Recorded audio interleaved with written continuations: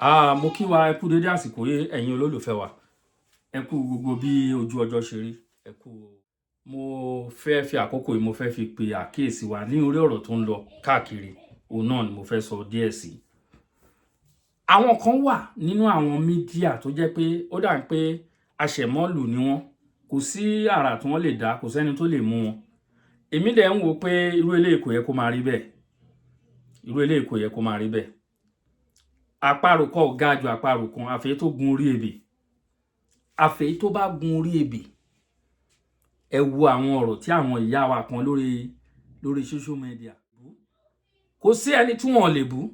Tá bá invite olóyè wá sí orí program, olóyè lè máa wá. Ṣùgbọ́n lọ́wọ́ kan tó olóyè bá tán bá pe olóyè lórí program wọn, olóyè á pick call.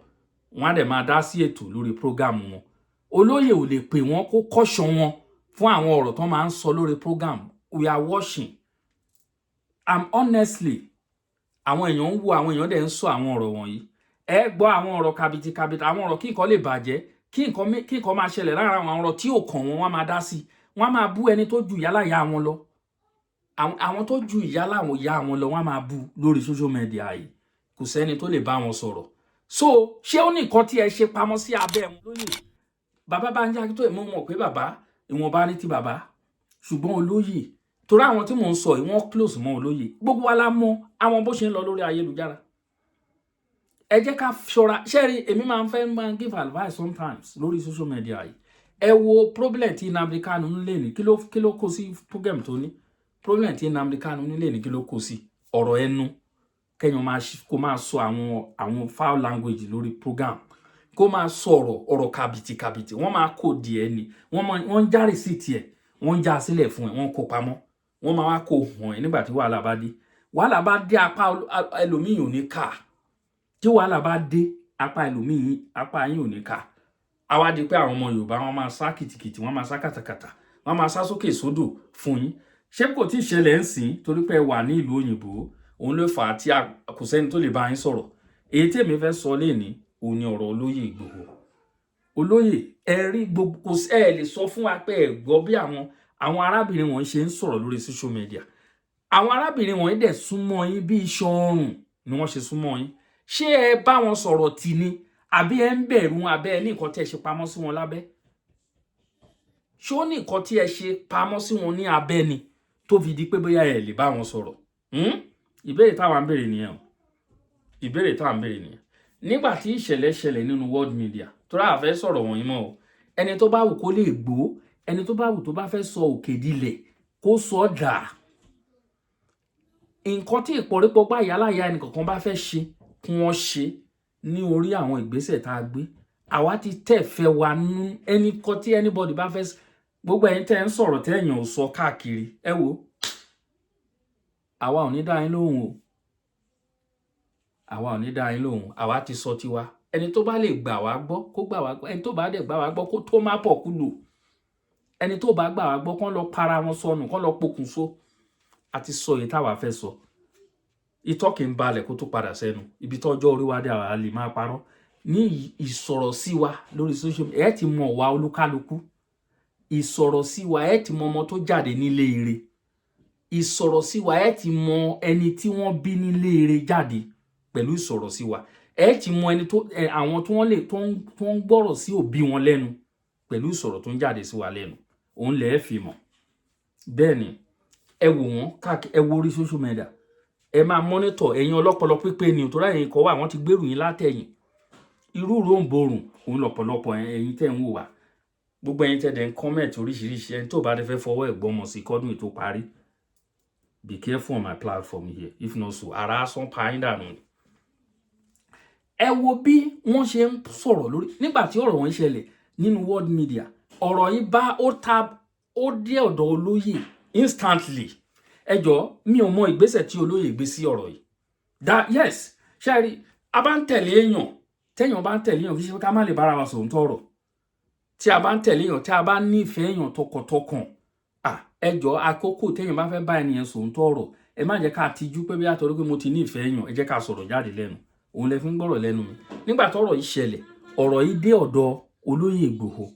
But kí ni ìgbésẹ̀ tí wọ́n gbé kí ni nǹkan tí wọ́n sọ, kí ni àwọn wo ni wọ́n pè lórí ọ̀rọ̀ yìí pé kí ọ̀rọ̀ yìí kó lè settle. Kí ni nǹkan náà? Nǹkan tá a rí ni wípé orí platform, ohun tí a rí ni wípé lórí platform wọ́n ti lọ, ariwo ti lọ, wọ́n bẹ̀rẹ̀ sí ń sọ oríṣiríṣi ọ̀rọ̀, wọ́n kò sẹ́ni tí wọ́n bú lórí platform wọn. Ṣé wọ́n á ní wọn ò wo ètò yìí láti pè wọ́n sí àkíyèsí? Olóyè ti pè sórí program wọn, wọ́n ti pè síbẹ̀. I think èdè tó wọ́n ju voice note kan síta, à ń gbọ́ níbi tó lóye tó ti ń sọ̀rọ̀. Even before this time, not only this time, even before this time, ṣe bá ààrẹ bọ́n ṣe máa ń bú àwọn àgbàlagbà. Ẹ̀yin á máa ṣe program, á máa bú ọba, ẹ máa bú ọba, ẹ máa ṣépè fún ọba lórí program. Ẹ dẹ̀ sọ pé ẹ súnmọ́ olóyè tá à ń bẹ àwọn ọba kí wọ́n bá Tinubu sọ̀rọ̀, kán gbẹ́sẹ̀ kúrò lákàn. A mọ̀ pé àwọn yẹn náà tí wọ́n wà lára wọn o, tí wọ́n wà lára wọn, ṣùgbọ́n kò sí nǹkan tá a fẹ́ ṣe sí. Bàbá wa ni wọ́n o, bẹ́ẹ̀ ni mo sọ, kò sí nǹkan tá a fẹ́ ṣe sọ̀rọ̀ wọn. Ṣé èébú tá à ń bú wọn, ṣé òun ní solution ni? Ẹ jọ̀ọ́, ìbéèrè mi nìyẹn o. Ṣé àtìgbàdá tí ń bú wọn, kí ni nǹkan tó kí ni èébú yẹn dà? Ṣé ó túnú lára wọn? Kò túnú lára wọn, kí wàá là ń bú wọn fún? Ẹ jẹ́ ká ṣọ́ra, ẹ jẹ́ ká ṣọ́ra. Nǹkan wà, ẹ wo, ẹ ṣọ́ra yín, ẹ̀yin tẹ́ máa ń bú, tẹ́ pé èébú nìkan lẹ mọ̀ ń bú lórí social media. Ẹ ṣọ́ra yín, ẹ control lips, ẹ control ẹnu yín, ẹ control anger yín. Kí ló ń gbé yín jú lójú yín lọ́wọ́ tó ṣe ń júlẹ̀? Olóyè, ẹ máa caution àwọn people wọ̀nyí, ẹ máa pè wọ́n ṣàkíyèsí. Torí kò yé mi, ṣé ẹ bá wọn sọ̀rọ̀ tì ní wọ́n tẹ̀ ní mo tẹ̀ wọ́n tẹ̀ lọ pé olóyè ń pe ẹnìkan lórí program. Ó sọ pé olóyè ló ń pè mí, òun ò ní pick ẹ̀, kò dẹ̀ pick program, kò dẹ̀ pick, ó dẹ̀ mọ̀ pé wọ́n fẹ́ bá wọn sọ̀rọ̀ ni, kò dẹ̀ pick ẹ̀. Àwọn yẹn dẹ̀ ló súnmọ́ olóyè jù.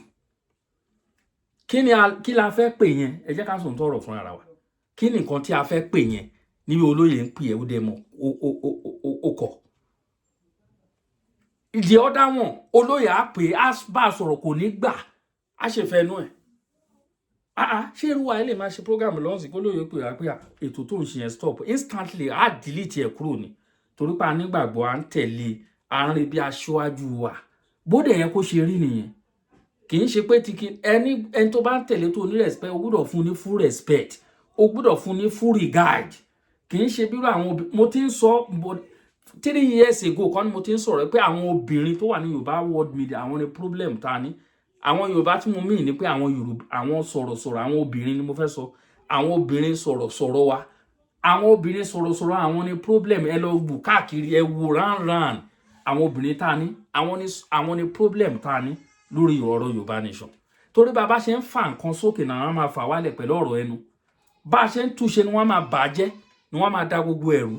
Ẹ lè bá wọn sọ̀rọ̀, kẹ́ caution wọn fún nǹkan. Àti ní different cases like that. Kẹ́ caution wọn fún this thing, don't do that one. Don't talk to me o. Platform ni, kò sẹ́ni tó bá ẹ dùn pé kì í ṣe platform ẹ. Kò sẹ́ni, ibẹ̀ orí platform wọn lẹ ti máa rí èrò. Wọ́n máa yìn wọ́n ní gbèjégbèjọ́. Wọ́n máa send kíní sticker fún wọn, ẹ̀yin followers lẹ́yìn lẹ́ṣẹ̀ tó wọ́ọ̀sì jù ń bẹ̀. Ẹ máa yìn wọ́n ní gbèjégbèjọ́. Ẹ máa send sticker fún wọn tá lè máa fún wọn ní agbára sí. Ṣé irú eléyìí tó ṣé ọmọlúwàbí náà ni gbogbo yín? Gbogbo ẹ̀yin tẹ́ ń support irú àwọn èèyàn bẹ́lẹ̀, ṣé ọmọlúwàbí ni yín? Touch your heart, check your heart. Yes, mo fẹ́ kẹ́ check ọkàn yín. Ṣé ọmọlúwàbí ni ẹ̀yin gan fúnra ara yín? Ẹ̀yin tẹ́ ń support irú àwọn èèyàn bẹ́lẹ̀. Definitely ẹ̀yin náà ẹ wà nílé eré. Nítorí pé fún kíni? Ẹ wo nǹkan tó ń ṣẹlẹ̀. Kí nǹkan tó ń ṣẹlẹ̀ láàrin èèyàn méjì, tí gbọ́ the other side ti ń ṣe èpè.